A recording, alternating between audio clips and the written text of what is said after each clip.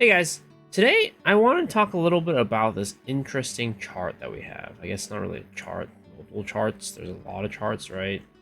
So the other day in Korea, they posted this thing on Invent. I'm sorry for the flashbang, but Invent Korea is white in the background.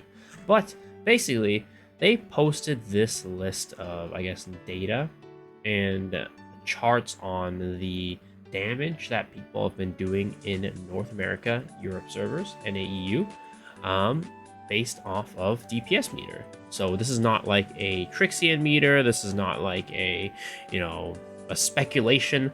This is based off of data that they got off of the Bible. And this is the English translation of it. Now, I'd say that this is a very interesting data because this is not like, theoretical numbers. This is actual hard data that they had to collect. This is actual numbers that they had to collect. And as a result, is a lot more accurate than just using Trixian. But at the same time, there are also some variances in here that, make this data a little bit less accurate as well. It's kind of like a take it as you will kind of situation where it's like, what do you value more? Because in Trixian, you can kind of have an equal, playing field. You can have the set amount of gems, set amount of stats, set amount of, I don't know, like the boss isn't moving a lot, so there's not much variance there, right? You don't have any variance based off of like support, like how good your support is, synergy differences. This chart, unfortunately, doesn't have a lot of those things, right? It's like these players are all using different gems. These players are, they might have a different support situation. Like, we just don't know a lot of these details, unfortunately. But this is a kind of, I guess, more of a real world scenario of how people do in terms of damage. And how we read this is, and of course, also before I go into this, there are a couple of places I'm going to take a look at. And they didn't have all the raids, but they split it up into a couple of things, right? They have Guardian raids, and then they have the Abyssal dungeons. So we're going to take a look at Sonavel, and then we're going to take a look at Volus normal and Volus hard, and kind of take a look at data there. So this is Sonavel, right?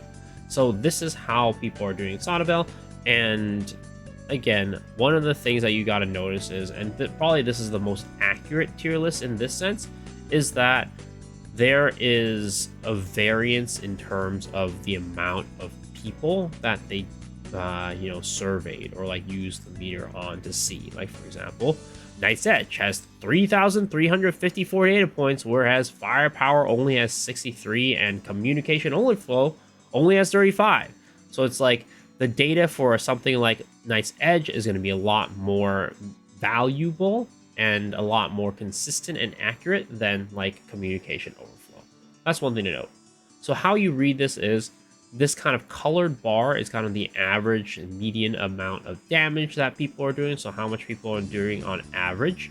And then left of it is going to be the lower average, so below average. And the right of it is above average. And then when you see these little dots, these are people who are like huge outliers for damage. So that's where these, that's what is represented here on this graph. And again, this is Sonavel normal. And as you can see, Lunar Voice is actually the class that's performing on average the best in this raid, whereas Knight's Edge, comes in second. And down here at the bottom, of course, we have like Combat Readiness, CO, Loyal Companion, Low Knight, Igniter, surprisingly. I feel like this is very surprising because in Sonavel, I feel like Igniter shouldn't be that bad. Because Sonavel is kind of like, in many ways, a Trixian dummy, right? People describe Sonavel kind of like a Trixian dummy because it doesn't move all that much and doesn't do any movements that are, it does some like teleports and stuff like that, but for the most part, it doesn't have that much unpredictable movement. So this is the chart for that, and we're not going to go over every single one. So I'm going to leave a link in the description below with the link to these to this presentation, and this was provided to us by this redditor right here, Lahochi or whatever, but he linked like both the Korean and the English versions of this DPS visualization. So that is Sonavel, and this is probably the most closest to like Trixian damage. And it's really interesting as well, like Full Moon Harvester, for example, is like right here, and then Knight's Edge is right here. Surge also isn't at the top, which is interesting, but there is a huge variance, right? The people who are like performing like, there's a lot of people who are performing way above average, or a number of people who are performing way above average, and there's also people perform below average, right? And the range is huge, and there's one guy who's like doing crazy damage. And then what's even more interesting is like RE goes even further than that, right? So these are interesting numbers, but this is kind of like as close to Trixian as possible. But the one trend that I did notice throughout all of these is, and as we flip to other bosses, I'm not going to look at Hanu, I think it's too low level. As we flip to like a Volus, right? Knight's Edge is consistently at the top. Like, look at this. Now, with like something like Hard Volus, right? The numbers get like much lower compared to Sonavel, so it gets less and less reliable as we go. But still, Knight's Edge is consistently the highest, one of the highest performing ones on this list. Now, of course, you have like different player skills and things like that, but it is consistently one of the highest performing ones here. Like, it's right here for this one, right? Rarely is it ever that Full Moon Harvester outperforms it, but there are some fights where it does, right? So this is, again, hard. So the data set for this is much lower than something like, for example, this normal, right? But one thing I also want to point out is communication overflow does not exist here. There's no data for communication overflow for Hard Volus, so I guess the people that he surveyed, that nobody played communication overflow. But here's the other thing, right? As the data sets get lower, it gets more and more reliable, or less and less reliable, as I mentioned, right? The reasoning is because, for example, let's say you have 7 gravity training players, right? Well, is it just that all 7 of these gravity training players are like really, really good at the class? Or are they all just really, really bad at the class? And the ceiling is actually much higher for them in this fight. We don't know. But that's why some of these need to be taken with a grain of salt, because the data set, the data that we have, like for example here, again, there's only 4 here for gate 2, like the data that we have is just very limited for some of these classes.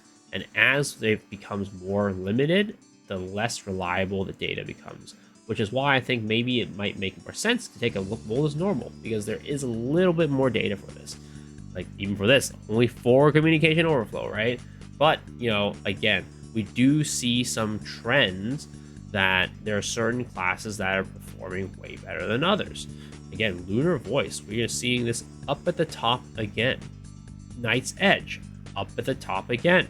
These classes are constantly performing very, very well. And then we also have Peacemaker, right? Peacemaker Gunslinger. That is a class that continues to perform very, very well in all these fights. And maybe that's why Peacemaker isn't really getting buffed, because Smilegate, AGS, whoever, probably Smilegate, has all the data here. And it's like, well, on average, Peacemaker actually isn't doing that much worse than some of these other classes. But at the same time, you can see that the difference between like the highest and the lowest class in terms of DPS is quite a big difference as well. And I think let's actually go back to like Sonavel, right? Where is Peacemaker here? As you can see, Peacemaker is a very, very low on this, which makes sense, right? I'd say Peacemaker is one of those classes where like in Trixian, it doesn't do all that much damage because, it's just the numbers that it hits is very high. But when you get into actual raid scenarios, when the boss is moving a lot and, you have to move a lot and be mobile, Peacemaker ends up being a lot better of a class, because in these situations, Peacemaker is just a very, very flexible class that can kind of like move around, dodge, do damage while moving, and, chase the boss basically from anywhere. Unlike a melee class who has to kind of be up in the boss's ass, for example, like in melee entropy class. So like Peacemaker on average is going to be doing pretty dang well on a lot of these fights because of that, right? So I think this is like really interesting in that sense to like see like it's not just about Trixie and damage. It's not just about like how well a class does in a bubble, but like it's gonna change and vary depending on the fight. Now, again, there are some classes that do very consistently well across everything, right? Enhanced Weapon, again, we see this class popping up at the top every single time. So this is a very, very interesting chart to show like what classes in general are doing well, what classes in general aren't doing so well in these fights. And where is our striker boy, right? Well, let's go all the way back to the beginning. Striker Esoteric Flurry is right here, and then Death Blow is right here. Doing not that bad, right? But SO Flurry is kind of like struggling down here. But when you go to other fights, right, like here in Voldus, Esoteric Flurry is actually doing pretty well. SO Flurry is like right here near the top, but again, 37 data points. So it's like very, very little. So maybe the SO Flurry players that were, you know, kind of looking at and measuring are one of the better ones. Or again, we don't know. They might be one of the worst ones. But if you compare it to like a Trixian dummy, right, you can see that Esoteric Flurry is probably not that high in terms of like Trixian damage, but maybe in like an actual raid scenario, they're actually pretty good at sticking to the boss and doing high damage, right? Because Death Blow, look how low that is, right? It's actually kind of crazy. Death Blow, again, down here. SO Flurry, up here. So maybe, again, these Death Blow players, the 96 of them, because there is a higher number of data points, kind of shows more of an accurate picture, but also, you know, maybe the SO Flurry players are just better. You just don't know. But, again, it is just more real data for you can see to kind of get a sense of like how these classes perform in general.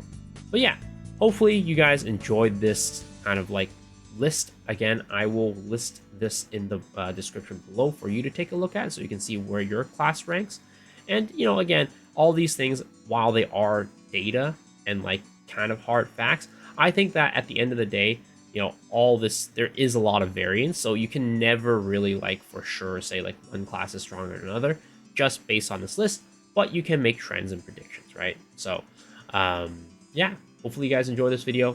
If you did, please remember to hit the like button, hit the sub button, ring the bell for notifications, and also I stream every single night on twitch.tv/MisoXtru starting at 10 p.m. PST. So hopefully I see you guys there. But if not, hopefully I'll see y'all on the next video. All right, guys, peace out.